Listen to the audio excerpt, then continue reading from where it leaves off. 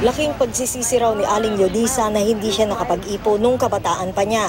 Mag-iipon po para po kung hindi natin alam, magkasakit tayo o kaya di meron tayong makukuha ang pera.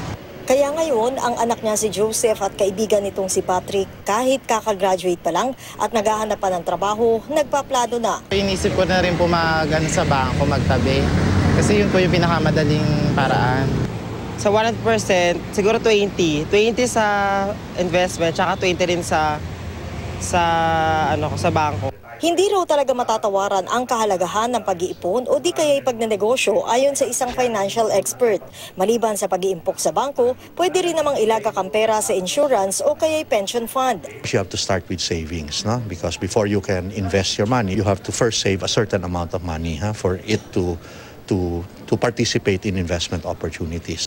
Bukod sa pagkakaroon ng savings at time deposit, nariyan din ang ilang lehitimong investment opportunities, gaya na lang ng mutual funds, Unit Investment Trust Fund o UITF, at ang VUL o Variable Universal Life Insurance. Sa mutual fund, bumibili ka ng share sa mga kumpanya sa tulong ng kinontrata mong investment house. Ang UITF naman ay isang collective investment scheme kung saan pinagsasama-sama ang pondo ng maliliit na investor sa ini-invest. Ang VUL naman ay kombinasyon ng insurance at investment na inaalok ng iba't ibang kumpanya.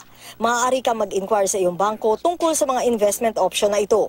Paalala lang, again, ito yung mga lihitimo, ito yung mga magandang alternatibo. Kailangan pagka-analyze, take action, at get into the legit investment.